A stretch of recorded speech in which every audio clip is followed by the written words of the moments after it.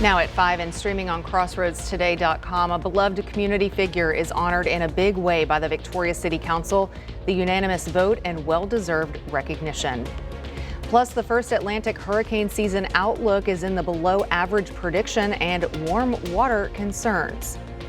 Plus, Attorney General Ken Paxton puts over 1,000 Texas cities under the microscope, which Crossroads city is under investigation for financial transparency.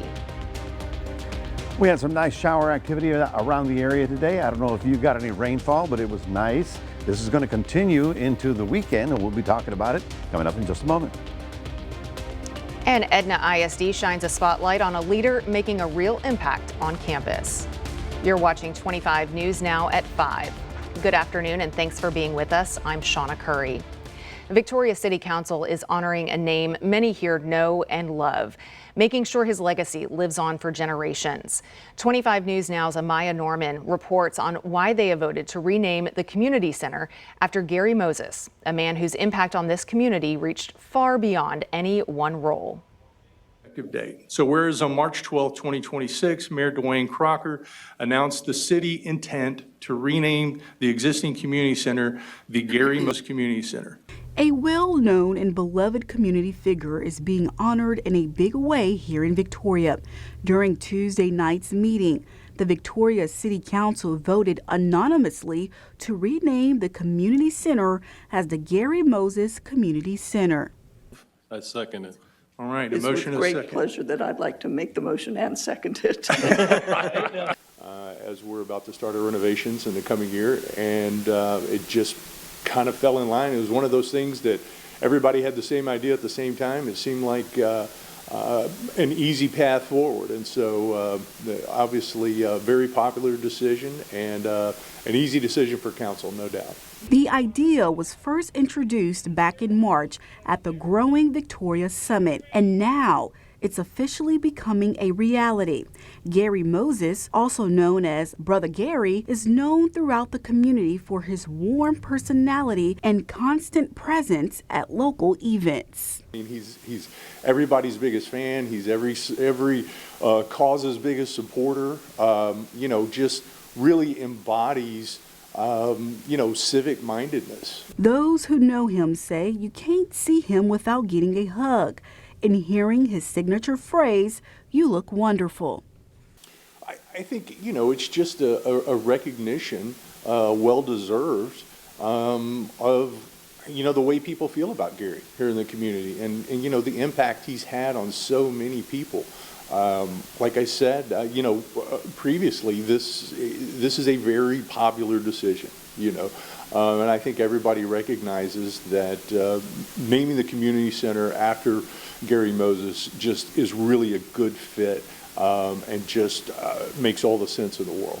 Moses has made a lasting impact on generations of students and residents alike. City leaders say the renaming reflects Moses' lasting influence and the joy he brings to the community. Amaya Norman at KAVU TV 25 News Now. The first outlook for this year's Atlantic hurricane season is in, and forecasters say El Nino could shake things up. Researchers at Colorado State University are predicting a slightly below average season with 13 named storms, including 6 hurricanes and 2 major ones.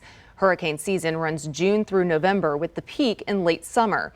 El Nino, which brings warmer Pacific waters, usually helps limit storm development in the Atlantic. But here's the catch. Atlantic waters are already warmer than normal, which could still fuel stronger storms. Forecasters say it is still early and things could change in the months ahead. So I'm curious what our chief meteorologist, Maclovio Perez, thinks about this forecast that's come out. It's just one of many, right, Mac? Yes, and Colorado State has actually started this prediction, 20, 30 years ago. It's a hit and miss proposition. But let me tell you why I believe it'll be much higher than that in terms of hurricane production. The Pacific Ocean is going to be much warmer than normal. The Atlantic is already warmer than normal. So if the hurricanes pass over that warm water, it just increases the number of storms that we're going to see. So I believe that number that they put out, which is 13, will be more closer to 20. We'll see how that works out. But that's what this warm water, that's for sure, and that's happening right now. We'll have more details on your weekend forecast coming up in a moment. Well, if you see news happening, call our newsroom at 361-576-0026 or send an email to staff@crossroadstoday.com. Attorney General Ken Paxton is putting cities across Texas, including Victoria, under the microscope. He says more than 1,000 cities are being reviewed to make sure that they are following a new state law that requires financial transparency before raising property taxes.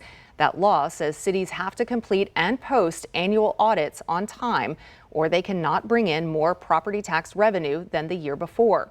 Paxton's office is now asking cities, including Victoria, to turn over financial records to prove they're in compliance.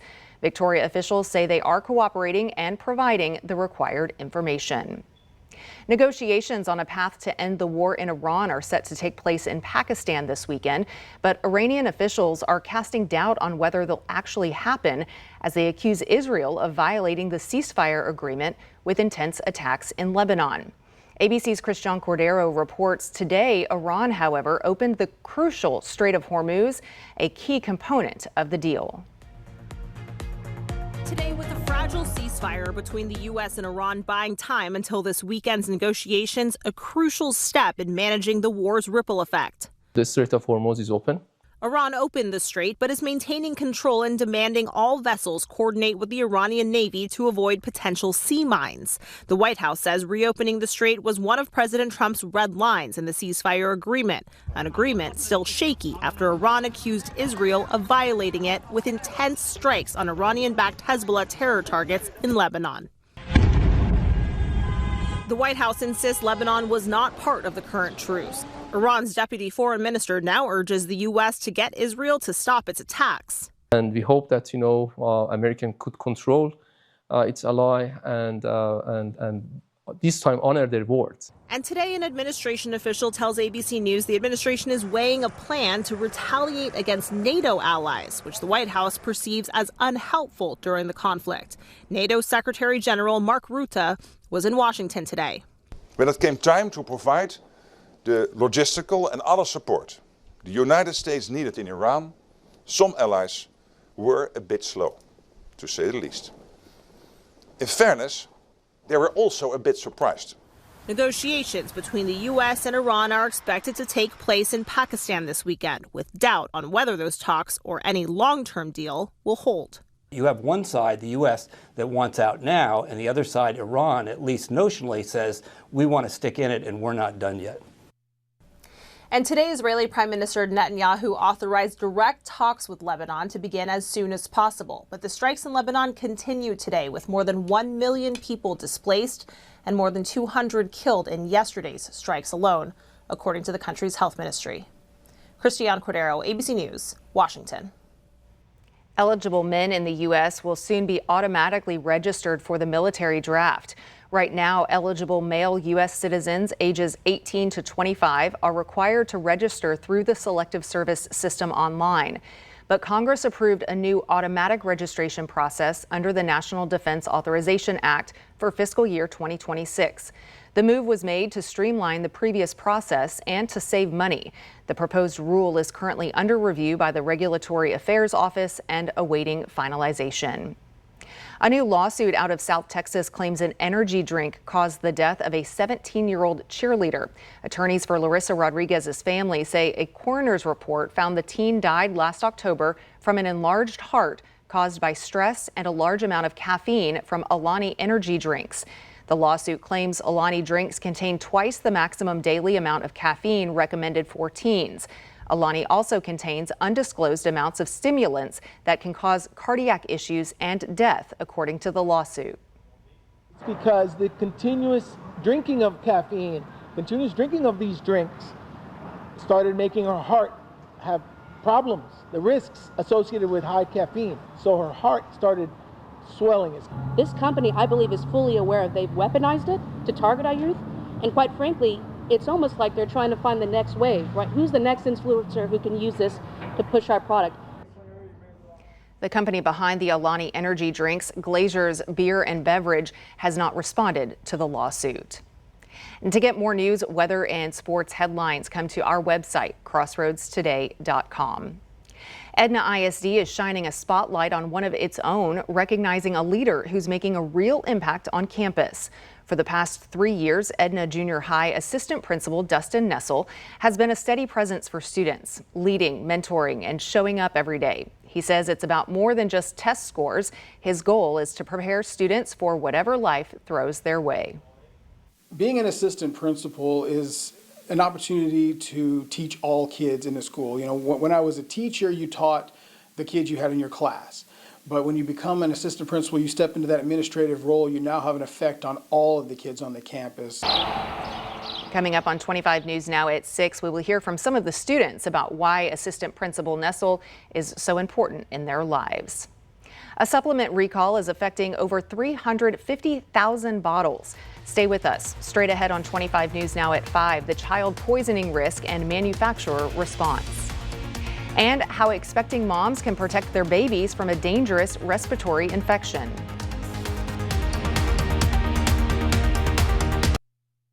More than 350,000 bottles and packets of iron supplements are being recalled because they don't have required child-resistant packaging. That could raise the risk of accidental poisoning in young children. The recall includes multiple brands manufactured by VitaQuest International. They were sold at major retailers and online between 2023 and early 2026. So far, no injuries have been reported. You can contact the manufacturer for a free child-resistant replacement cap or storage pouch. It's never too late to change your diet for better brain health. Researchers found people who shifted to a high-quality, plant-rich diet had a lower risk of Alzheimer's and other dementias, even when they made those changes in their late 50s and 60s. Over a decade, participants who cut back on unhealthy foods saw about an 11% drop in dementia risk. But not all plant-based diets are equal. Diets high in refined grains, added sugars, and ultra-processed foods were linked to a higher risk of cognitive decline.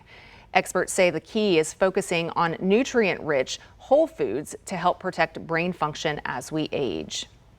The RSV shot during pregnancy can help protect newborn babies. ABC's Melissa Adon has more on how the vaccine can protect babies from catching the virus.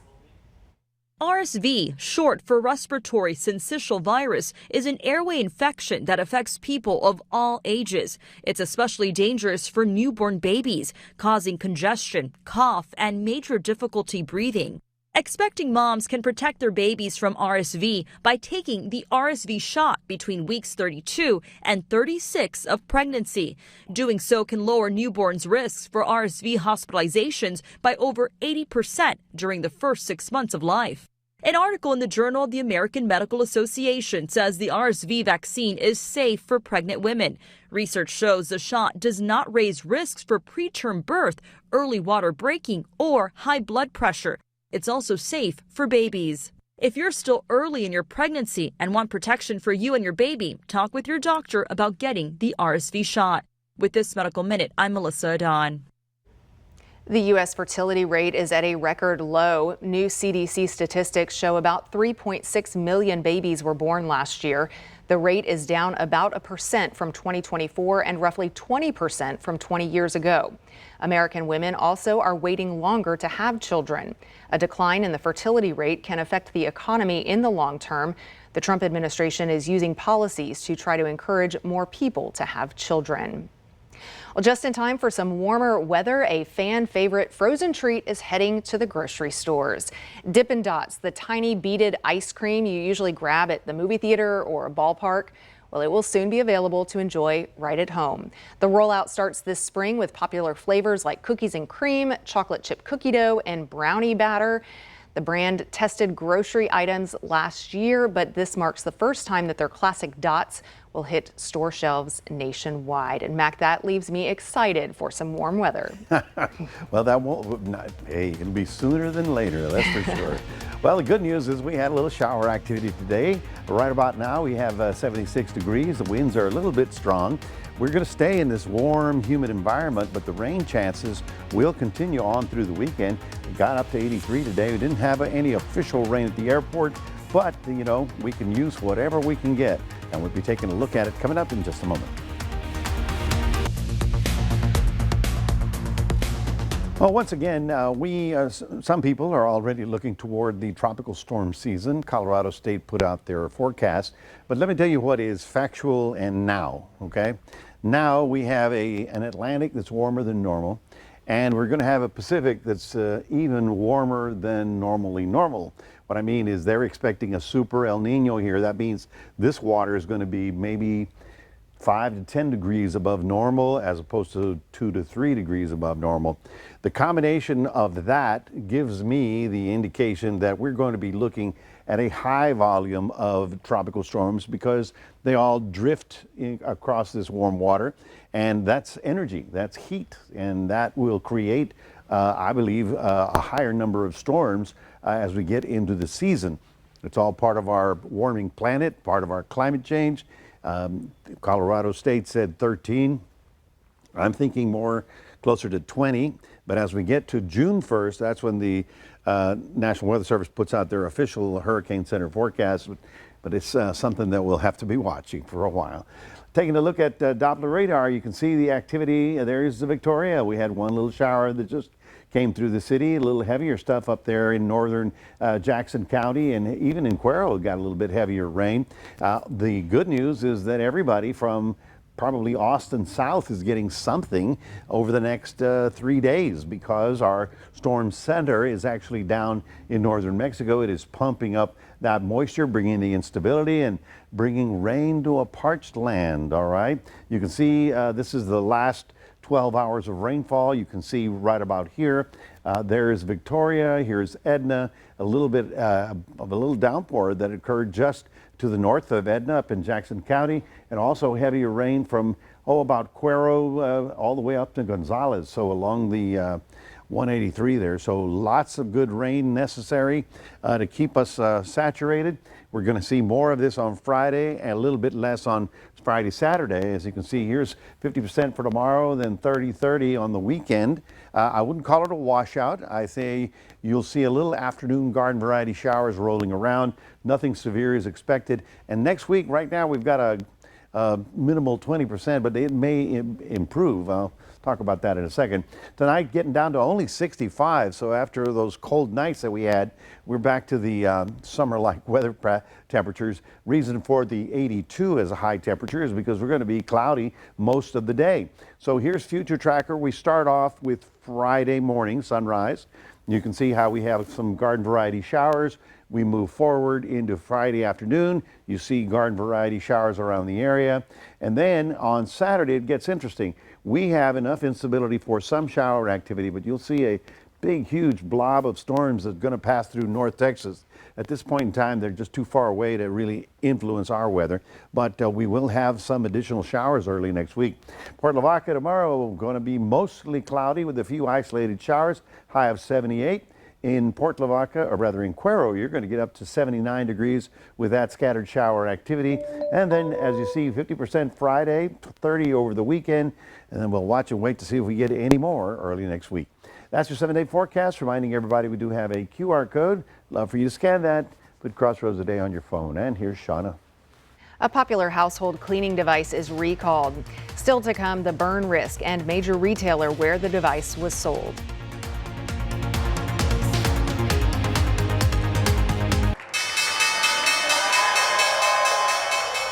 Another day of gains for the U.S. financial markets. The Dow rising 276 points, the S&P 500 up 42 points, and the Nasdaq climbing 187 points.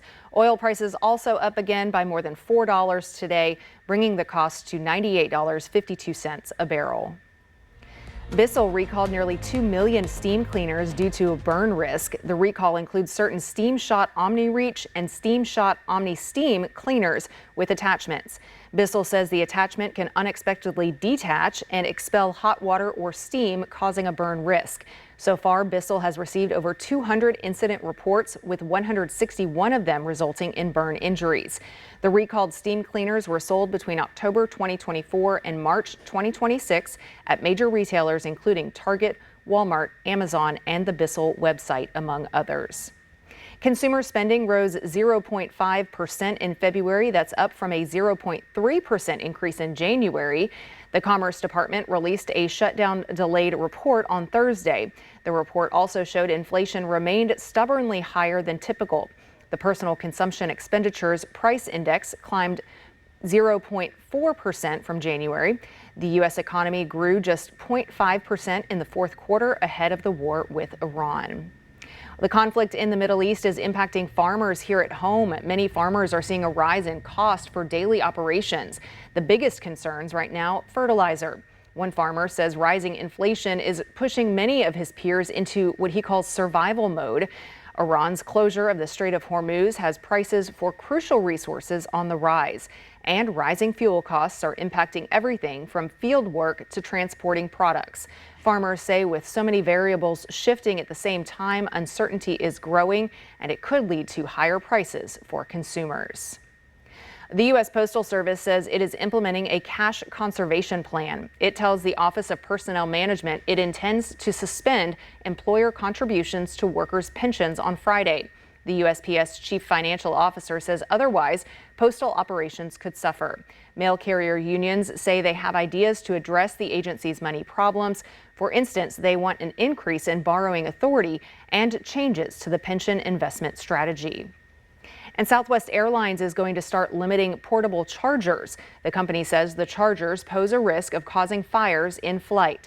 Starting April 20th, passengers are allowed only one lithium battery-powered portable charger in their carry-on baggage. The charger must be stored under the seats or on the passenger and cannot be recharged during flights. The FAA says there have been several lithium battery incidents this year involving smoke, fire, or extreme heat. Lithium batteries have already been banned from checked luggage.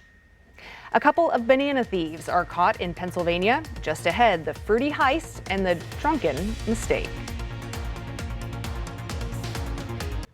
Okay, check out this story. A couple of banana thieves were caught in Pennsylvania. Here's what happened. So it turns out a bunch of bananas went missing at a convenience store outside of Philadelphia. 96 bananas to be exact. Staff went back and looked at the security video and saw two men take the fruit.